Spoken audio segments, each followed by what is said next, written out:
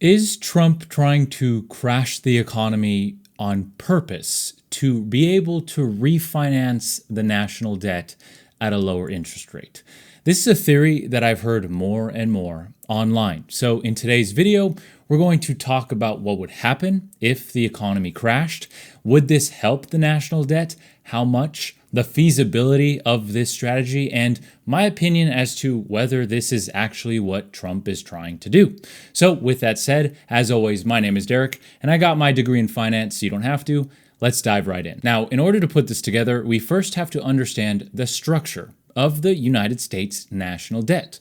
Now, of course, the United States has a tremendous amount of debt, over $36 trillion, and the interest payments on this debt is approaching $1 trillion per year, more than Medicaid and more than defense spending. So naturally, it would be in the government's best interest to be able to pay less interest on that debt. Now, the government debt is primarily funded through what's known as conventional bonds, and this will be important later on. Conventional bonds pay what's known as a coupon rate. This is basically your yield as a bond investor.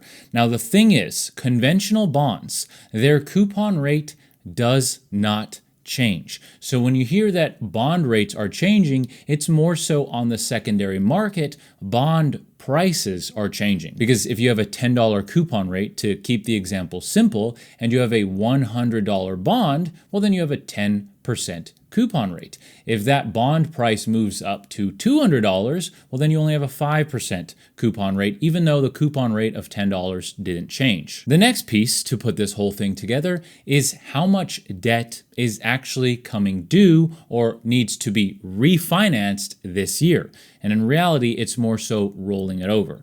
You can't necessarily refinance the government debt as you or I would refinance a mortgage. More on that in a second. The point is, close to $10 trillion of government debt is coming due this year, and a higher than usual percentage of the total debt is currently held in short-term T-bills. Why? Well, of course, because of the massive financial crisis that we experienced in 2020 and 2021. A lot of new debt was issued to pay for these stimulus programs and paycheck protection programs, etc. And of course, a lot of that debt was issued at very low interest rates because the Federal Reserve lowered the federal funds rate in order to help the market recover, or I guess prevent the entire economy from crashing during that period of time when there was an economic shutdown. So those T-bills issued at a very low interest rate are coming due. And of course, the FFR, the federal funds rate, is significantly higher right now because of the fight against inflation, and the bond market yields are higher right now. Now, I said that the government can't really refinance the debt in the traditional sense. So instead, what they do is they roll that debt over. Now, basically what this is the government issues new debt at the new yields to pay for the debt that is coming due. And of course, this is where the theory comes from. The new rates, because of the FFR and the bond market currently, is significantly higher. So if Trump was able to, on purpose, crash the economy, I guess theoretically this could help when it comes to interest expense. Now that we have the general idea of how government debt is structured, let's talk about the feasibility of this theory and what would happen.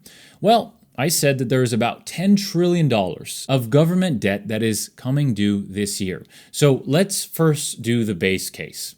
In a perfect scenario, or I guess a really bad scenario, where Trump crashes the economy on purpose, for every 1 percentage point drop in average interest rates or interest rates yields on those bonds, the government, if it was able to refinance all $10 trillion of debt that is due this year, in a perfect scenario, they would save roughly $100 or so billion per percentage point drop.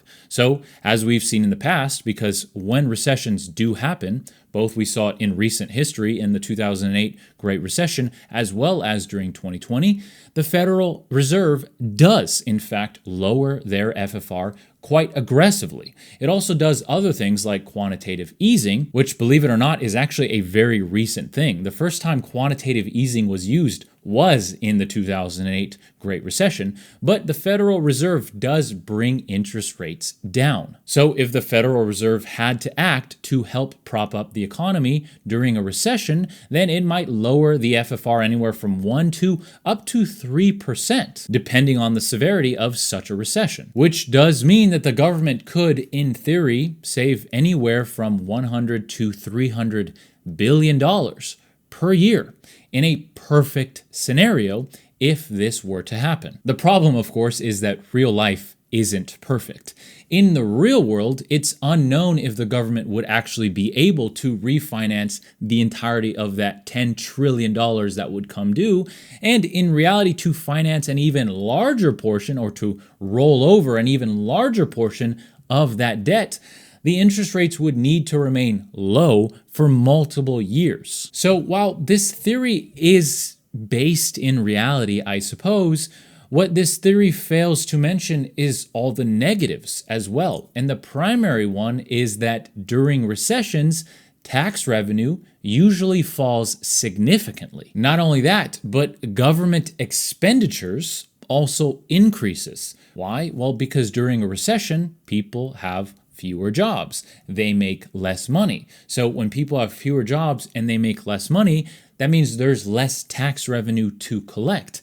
And on top of that, the government has social programs and economic programs, basically a safety net like unemployment and disability and Medicaid, which are meant to catch people if they fall off the economic ladder during a recession. So in theory, even though the government might have a lower average interest rate on their total debt, the debt might actually increase because there is more expenditure plus less tax revenue, which means that the government budget deficit might balloon. And in that scenario, you might actually eliminate any positives because, yes, you might have a slightly lower average interest rate on the totality of the US government debt, but you might have to add hundreds of billions, sometimes trillions of dollars that you otherwise wouldn't have because of the lower tax revenue and because you have more social programs and more people applying for unemployment as well as government-sponsored healthcare. So while this theory, I suppose, is rooted in reality, and in a recession, yes, the Federal Reserve would lower interest rates faster than it already is doing, because we have to remember the Federal Reserve is already on a path to lower interest rates. It's just that some believe that the Federal Reserve isn't lowering it fast enough, and Trump has gone on record himself saying that he would prefer if they lowered it faster. So while in theory, yes, this is based in reality, the actual picture is not just all positive. For the government alone, and that's not to mention the trillions upon trillions of dollars in losses of value when it comes to the stock market, when it comes to companies, when it comes to employees losing pay, being paid less, or losing their jobs entirely. So the overall picture, once you take all of that into account, is probably still a net negative, not to mention the fact that the government debt is going to have to be rolled over, a portion of it, every single year. So if it's a short-lived recession, yes, we might be able to refinance some of that debt, especially the T-bills that are coming due, at a lower rate. But then when they're due again in 2 years, 5 years, or the longer debt like 10 years and beyond, well, if it's a short-lived recession, then in 2026 or 2027, the Federal Reserve is just going to raise their rates again. And a small tangent here, why does the Federal Reserve raise and lower their rates? Well, it's this concept of the neutral rate of interest. Basically, there's a theory that the Federal Reserve has to find this specific interest rate, and it depends on that current specific makeup of the economy. But basically, there's a neutral rate of interest where it balances maximum employment with price stability. So basically, the Federal Reserve is always pushing rates above this if the economy gets too hot, and pulling rates below this if the economy starts to weaken. But that's a tangent. The whole point is that this would only be a short-term fix. And in reality, unless the Federal Reserve is going to keep their interest rates significantly lower than they are right now for many years, even a decade or more, then this really doesn't matter because the United States has a spending problem. And we're just going to keep spending and spending until we somehow balance the budget, which seems unlikely, and the debt is going to keep growing and growing. And the Federal Reserve, as they say, are as non-political as possible. They're going to do what's best for their dual mandate, which is maximum employment and price stability, preferably for them roughly around 2% inflation. And I suppose that brings me to my opinion.